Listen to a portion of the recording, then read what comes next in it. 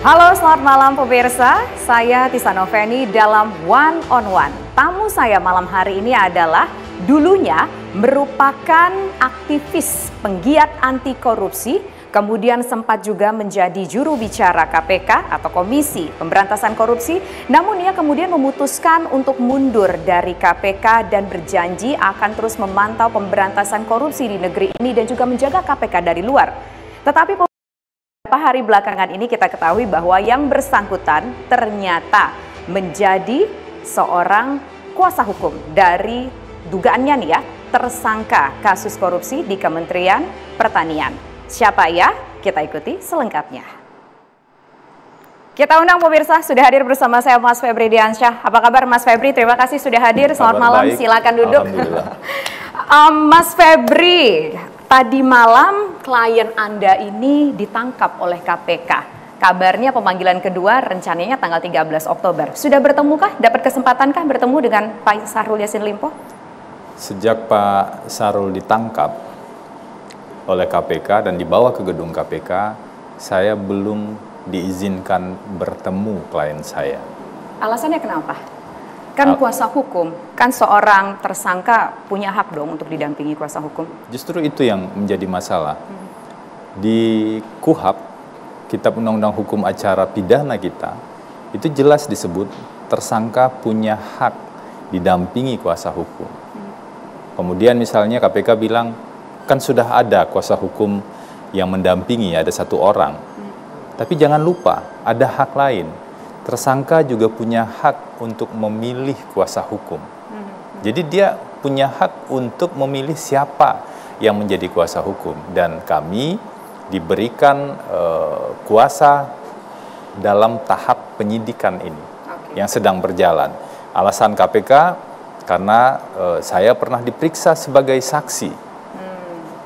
Kemudian tanggal 2 Oktober lalu. Kemudian seolah-olah hak-hak yang diatur di KUHP itu jadi terabaikan. Dan ketentuan di Undang-Undang Advokat 18/2003 itu jadi tidak diperhatikan lagi. Padahal tidak ada satupun larangan saksi yang diperiksa itu kemudian dilarang untuk mendampingi tersangka atau terdakwa. Jadi ini memang satu persoalan yang kadang-kadang diskresi atau sikap-sikap subjektif itu bisa tidak sesuai dengan aturan hukum yang berlaku seperti itu.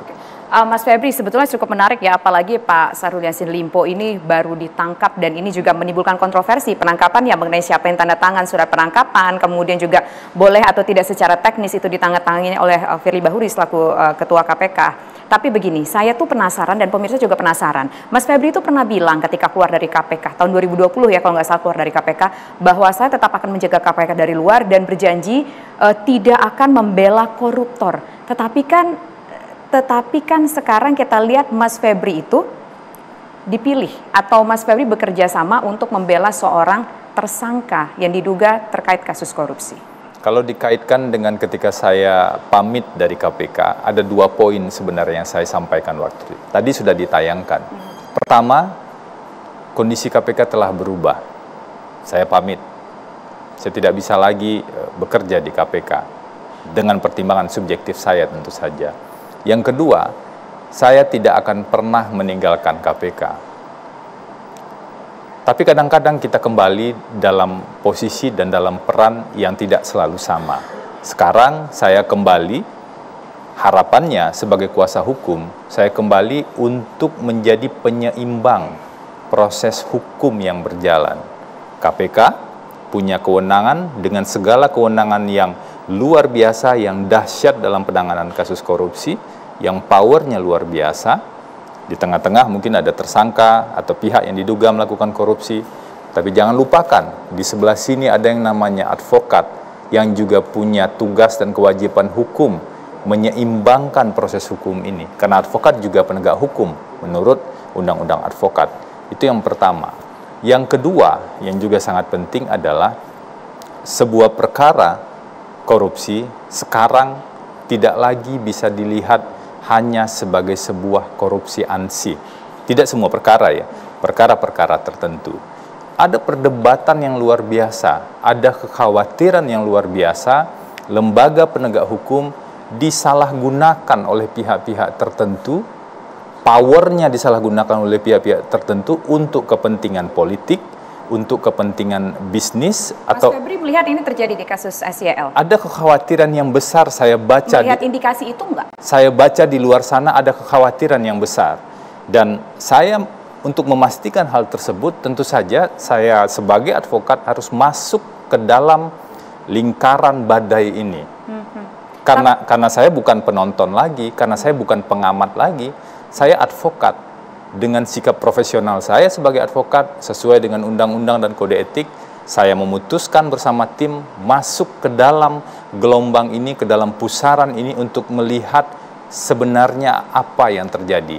Jadi bukan dalam konteks mengiyakan atau mentidakkan ini ya, tapi dalam konteks sebagai advokat masuk di dalam pusaran ini dan kemudian berupaya menjalankan profesi untuk meletakkan proses hukum ini benar-benar diproses hukum sesuai dengan rel yang ada. Tapi beginilah, dari Mas Febri bilang tadi ada satu kata-kata penyeimbang, kemudian hukum itu dipergunakan untuk tujuan-tujuan tertentu. Nah, khusus untuk kasus SYL ini, indikasi kesananya kuat sekali kah? Mengingat sekarang tahun politik. Saya advokat, saya tidak akan menanggapi hal-hal yang lebih tepat ditanggapi oleh para pengamat politik. Tapi ada nggak? Ya mungkin ginilah. Tapi saya menyimak perdebatan itu sangat kuat saat ini. Gambarannya begini, kasus dengan dimensi politik itu gambarannya ada bisa-bisa di dua sisi. Satu, ada politisi yang sebenarnya dia tidak punya kesalahan, dia tidak melakukan korupsi misalnya begitu, tapi dicari-cari kesalahannya karena dia adalah lawan politik. Itu yang pertama. Yang kedua, ada politisi yang bisa jadi dia punya kesalahan karena berbagai situasi, jabatan, dan lain-lain, tetapi momen untuk penanganannya itu dilakukan, disesuaikan dengan kepentingan politik pada saat itu. Jadi selalu ada dua kemungkinan ini. Di antara dua kemungkinan itu Pak Syahrul di mana sih Mas Febri sehingga Mas Febri mau untuk mengambil kasus ini? Saya tidak ingin meletakkan di poin 1 atau di poin 2. Poin yang paling utama adalah untuk memilah hal ini, maka harus dipisahkan terlebih dahulu. Ini proses hukum yang berjalan. Jadi proses hukum yang berjalan itu harus secara fair. Bagaimana menentukan proses hukum itu secara fair? Hak-hak dari tersangka dihormati, kewenangan dari penyidik juga dihormati. Nggak boleh kita menghambat penanganan perkara yang dilakukan oleh penyidik. Tapi jangan abaikan juga ada hak-hak dari tersangka. Kalau memang hak tersangka sudah tidak diperhatikan, kenapa tidak langsung dihukum saja? Hukum saja misalnya seumur hidup, hukum saja hukuman mati, hukum saja langsung seberat-beratnya. Makanya proses hukum itu perlu proses penyidikan, ada investigasi, kemudian diuji pada proses persidangan. Di sini kita bisa menyaring. Kalau di kampung saya itu bisa disaring mana atah, mana bareh begitu ya. Jadi bisa betul-betul disaring mana yang sebenarnya adalah persoalan hukum tindak pidana korupsi yang harus dipertanggungjawabkan oleh seseorang, mana yang sebenarnya lebih ke asumsi, isu politik atau isu-isu saja yang dicampur adukan sedemikian rupa. Ini tugas yang tidak mudah, karenanya ada 3 unsur penting dalam proses nanti. Ada hakim yang memutuskan, ada jaksa penuntut umum nanti yang akan mendakwa, mengatakan terdakwa melakukan ini segala macam membuktikan. Ada yang namanya penasihat hukum. Proses diskursus di segitiga inilah yang kemudian bisa menemukan orang yang berada di tengah yang namanya terdakwa itu bersalah atau tidak dan seberapa besar ia harus mempertanggungjawabkan itu. Tapi gini, tadi Mas Febri kan juga mengatakan bahwa advokat itu juga punya hak untuk memastikan bahwa hak-hak dari tersangka itu bisa dipenuhi. Ada hak-hak yang dilanggarkah sejauh kasus ini berjalan? Ada beberapa kejanggalan yang kami temukan dan tentu sedang kami dalami sejauh mana itu berkonsekuensi pada pemenuhan atau tidak dipenuhinya hak tersangka. Contoh paling sederhana terkait dengan penangkapan. Pada tanggal 11 ada 5 peristiwa yang terjadi pada saat itu. 1, tanggal 11 itu adalah jadwal pemeriksaan panggilan pertama. Yang kedua, pada tanggal 11 itu juga kami temukan ditandatangani surat perintah penangkapan.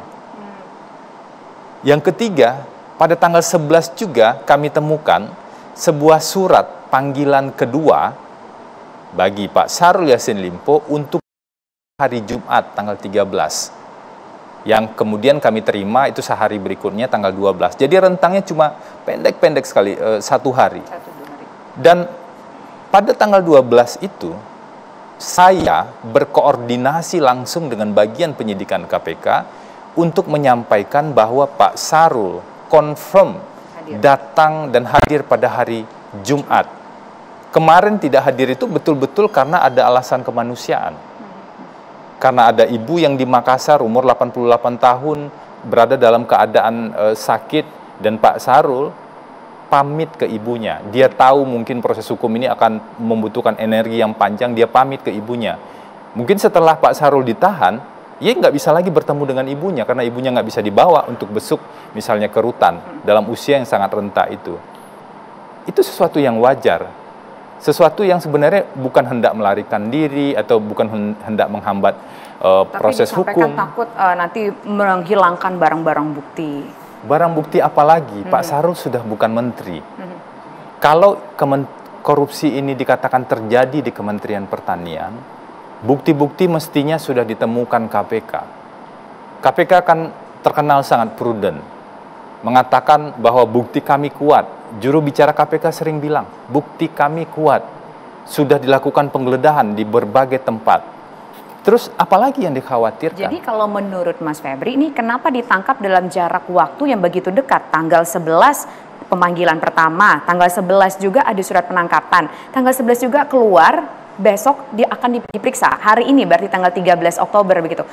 Kalau menurut orang yang dulu pernah berada di dalam KPK nih selama beberapa tahun, ada indikasi apa sih kenapa kayaknya jaraknya deket-deket banget? Ditambah lagi nih satu lagi Mas Febri, ada juga suara-suara di sana yang mengatakan bahwa tidak seharusnya pimpinan KPK menandatangani surat penangkapan.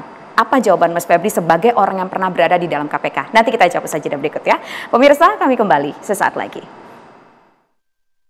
Menjawab pertanyaan menggantung tadi Mas Febri, soal yang dirasa janggal tadi, soal penangkapan yang tiba-tiba jaraknya deket banget antara surat pemanggilan pertama, kedua, dan penangkapan begitu. Itu ditandatangani orang yang berbeda kan?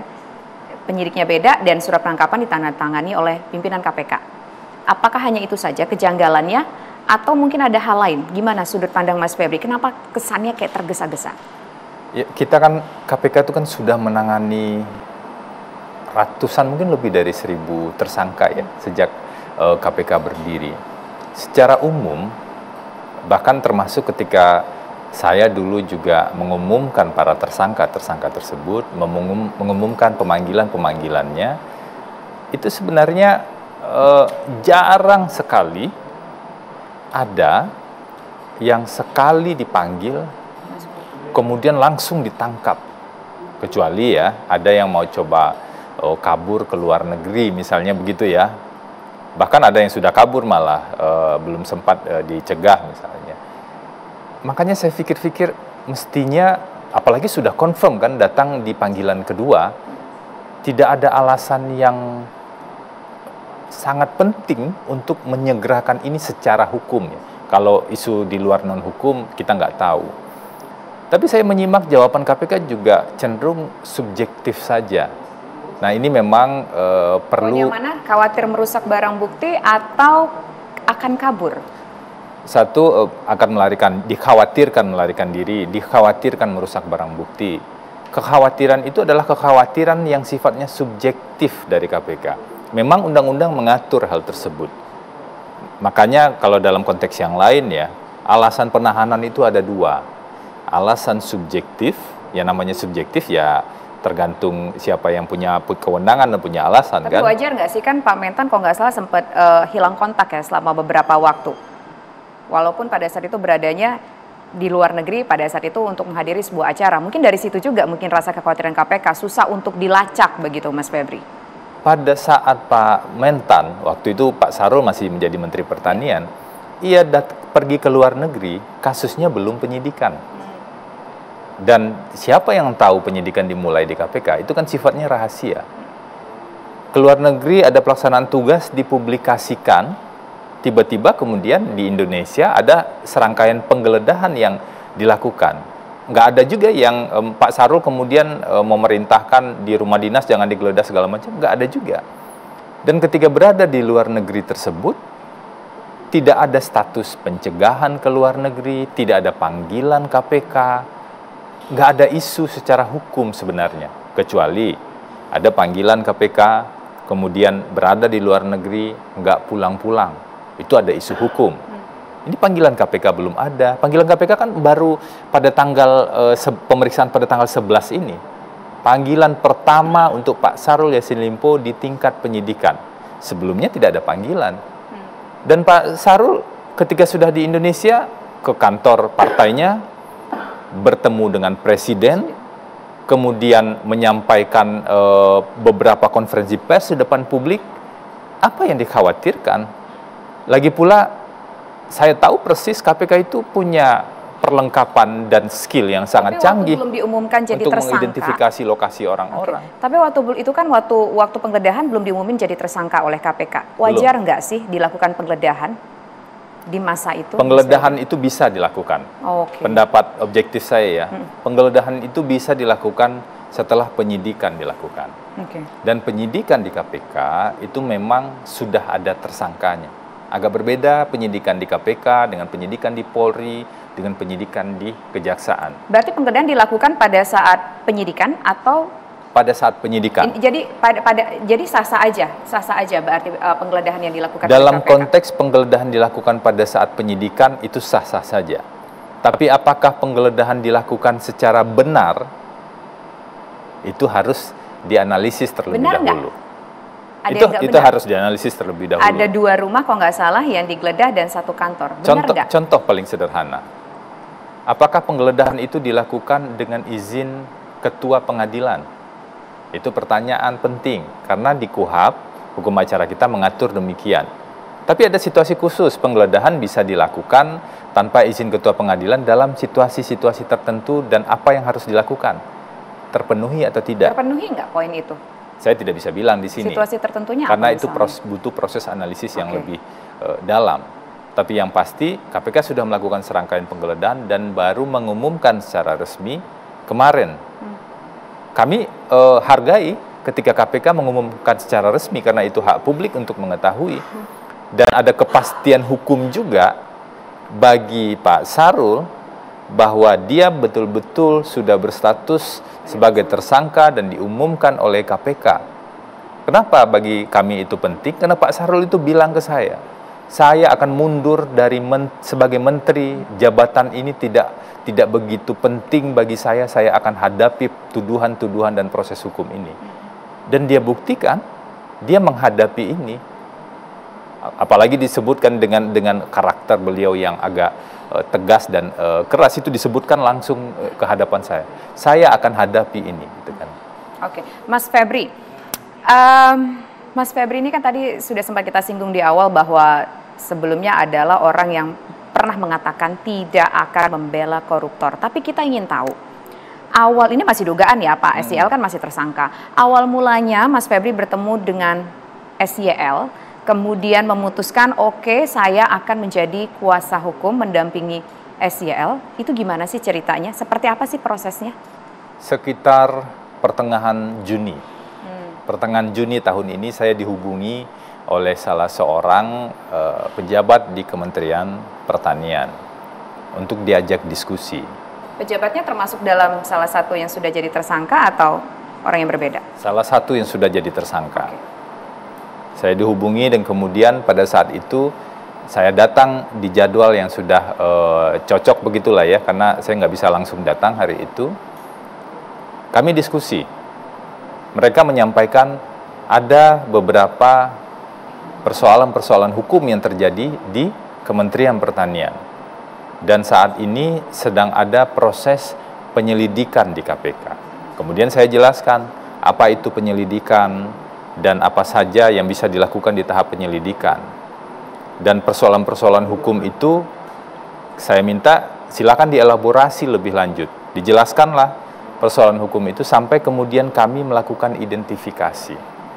Karena pada saat itu prosesnya masih di penyelidikan dan Pak Menteri waktu itu dengan Pak Sekjen dan kemudian salah satu direktur di sana itu mengatakan tolong berikan saya pendampingan hukum. Setelah kami bahas lebih lanjut, kami putuskan ya pada tahap penyelidikan. Karena pada tahap penyelidikan saat itu masih dilakukan penelusuran informasi fakta yang diduga tindak pidana. Rumusannya di KUHP kan begitu. Identifikasi, tadi Mas Febri bilang ada identifikasi. Apa identifikasinya? Jadi misalnya begini, kami diberikan informasi tentang ada dugaan sejumlah persoalan hukum. Persoalan-persoalan ini mungkin akan tercampur atau terserak begitu ya, ibarat di sebuah meja. Maka kami melakukan identifikasi persoalan itu. Ini betul-betul persoalan hukum atau tidak? Kalau ini persoalan hukum, ini persoalan hukum tindak pidana korupsi atau persoalan hukum yang sifatnya administratif. Kami kelompokkanlah persoalan-persoalan itu sehingga kita bisa tahu, oh inilah yang terjadi setidaknya dari identifikasi awal. Dan itu kami sampaikan apa adanya. Bahkan lebih dari itu, setelah kami berhasil melakukan identifikasi, menganalisis persoalan-persoalan hukum tersebut, kami rekomendasikan, Pak, karena klien kami adalah Menteri Pertanian, kami sampaikan, Pak, untuk bagian ini, persoalan-persoalan yang kami temukan ini, Bapak sebaiknya melakukan beberapa perbaikan di kementerian. Kenapa hal itu kami lakukan? Karena kami tidak ingin hasil analisis itu hanya menguntungkan klien saja. Syukur-syukur itu bisa berdampak pada perbaikan di instansi tersebut. Itu maksudnya apa? Kalau perbaikan itu dilakukan, adakah konsekuensi hukum yang akan terlepas atau gimana? Tidak, itu hal yang berbeda. Karena perbaikan ini berlaku ke depan. Sementara persoalan hukum yang terjadi, itu sudah terjadi di belakang. Kita kan ingin pemetaan yang dilakukan ini bisa bermanfaat lebih baik ke depan. Berapa klaster sih Mas Febri ketika melakukan identifikasi, ketika melakukan pemetaan ada berapa klaster? Ini klaster, oke, Bapak nih kayaknya bisa terjerat dengan kasus hukum. Secara rinci saya tidak bisa dan dilarang untuk menyampaikan itu. Karena di Undang-Undang Advokat di pasal 19 itu secara tegas itu disebutkan.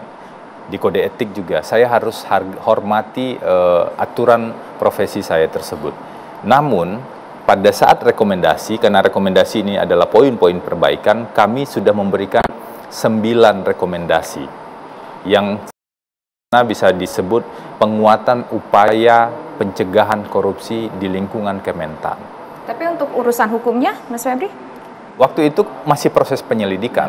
Karena sudah menduga ini akan masuk ke tahap penyidikan, kemudian kemungkinan ini juga pasti akan maju ke babak pengadilan, karena walaupun ini akan mengajukan pra peradilan begitu. Kita tidak tahu karena itu nggak tahu kan bulan Juni itu ya.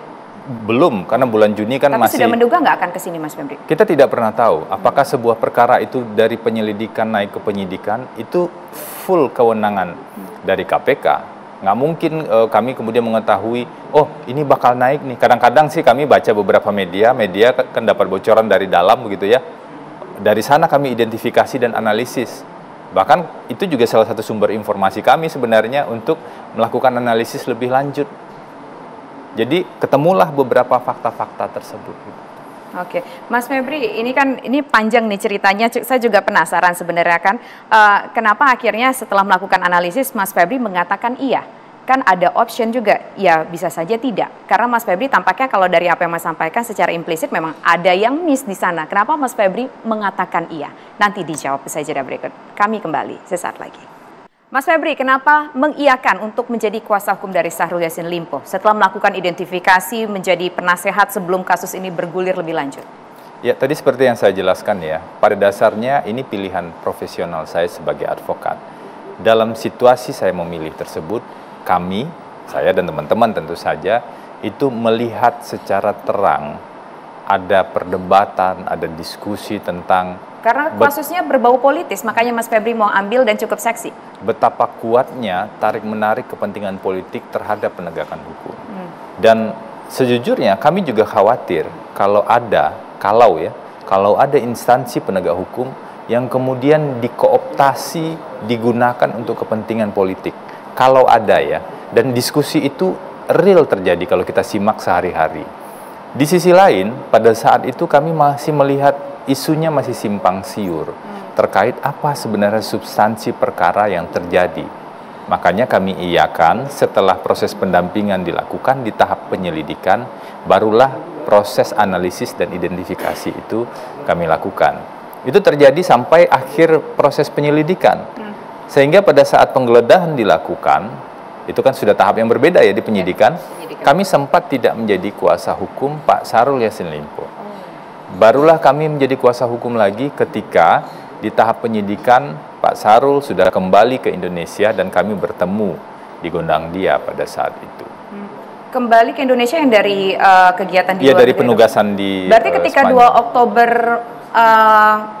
Mas dipanggil ke KPK itu sempat stop jadi kuasa hukumnya Syahrul Yassin Limpo atau gimana? Kan sempat dipanggil. Sempat ada jeda. Di 2 Oktober itu masih jadi kuasa hukum atau dalam masa jeda? Seingat saya masih dalam masa jeda itu. Karena saya belum bertemu Pak Syahrul pada saat itu. Dan pemanggilan itu terkait dengan di proses penyelidikan sebenarnya. Ada terkait dengan katanya diduga terlibat untuk menghancurkan barang bukti. Nah, itu yang kami juga kaget.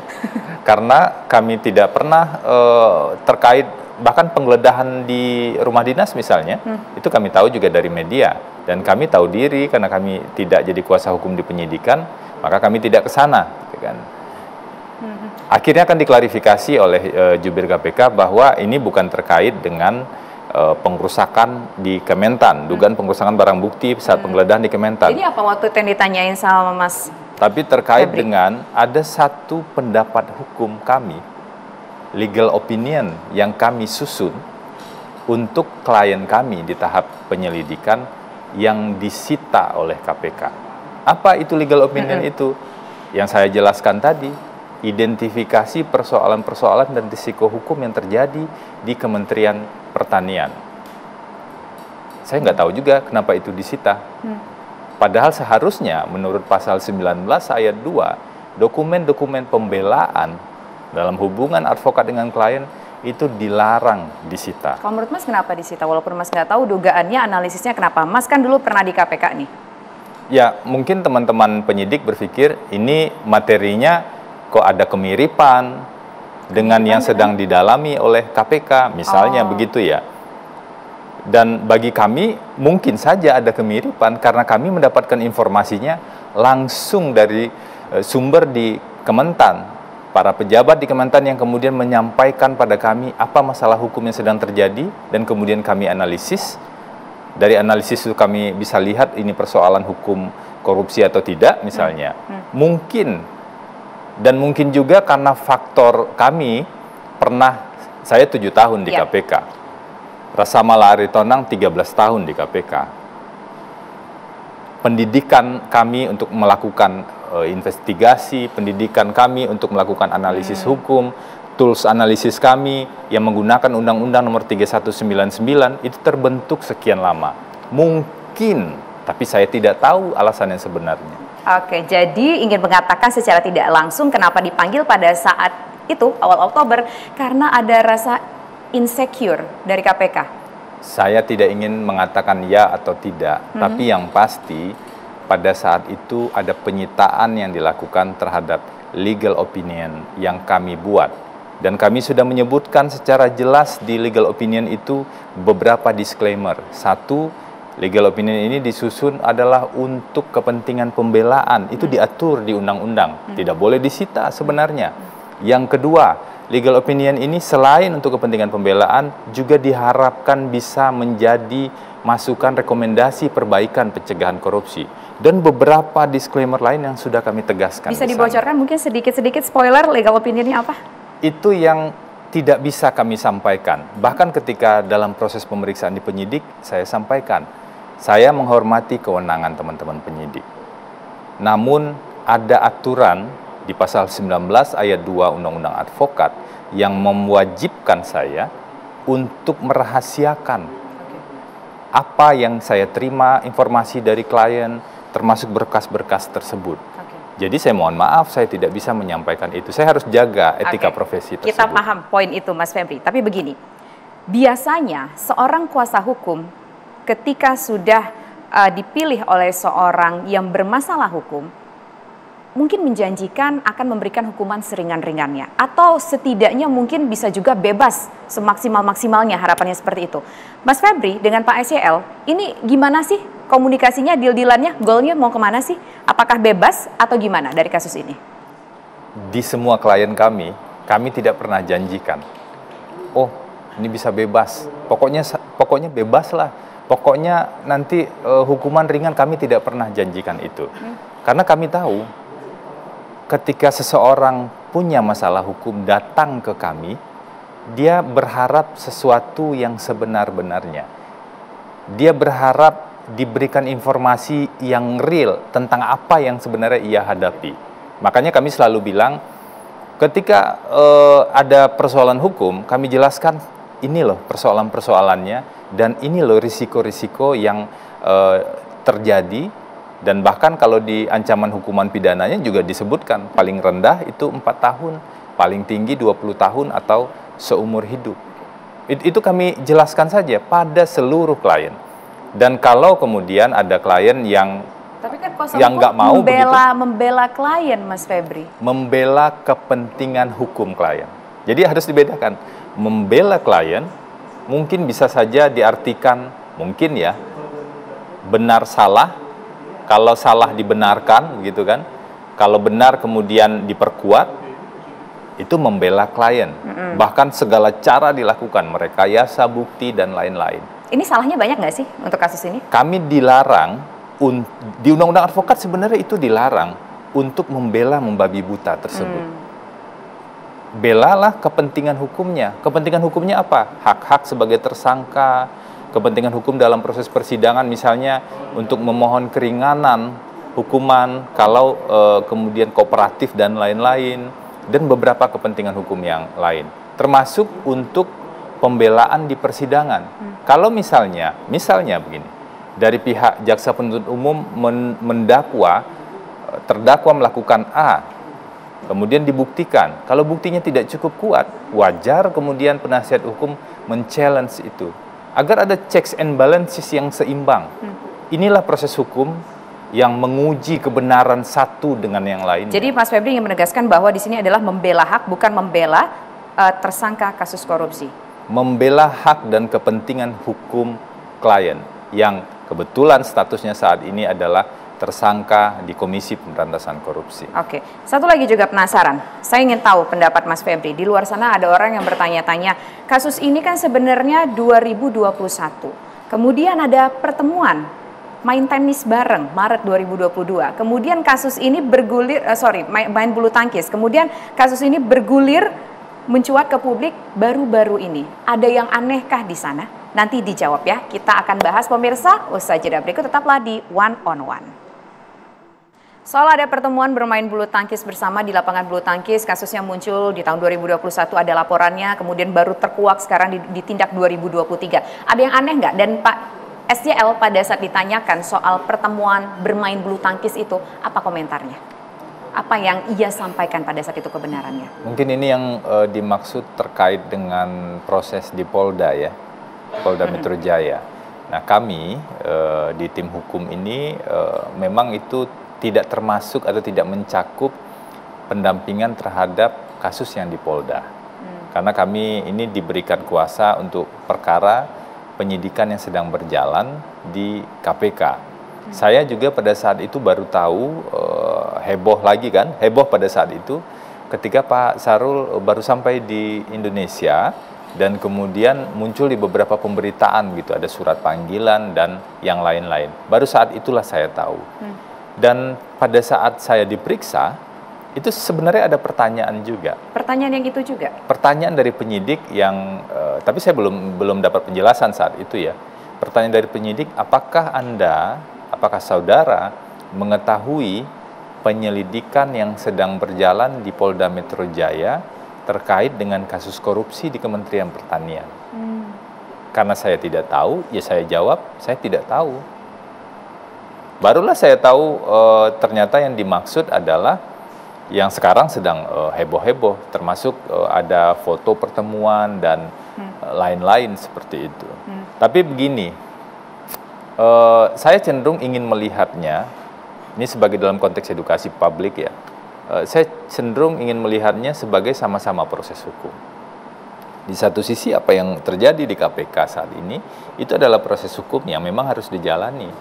Tapi di sisi lain, apa yang sedang dijalankan oleh Polda ini perlu juga dilihat sebagai sebuah proses hukum. Kalau dia berjalan misalnya dalam gambaran visual sederhana, kalau dia berjalan secara paralel, jangan sampai kemudian ada pihak-pihak yang membuat ini saling silang sengkarut. Ini bakal saling silang sengkarut nggak? Karena nih ada kasus di Polda, kasus di KPK, kemudian kasus pra-peradilan.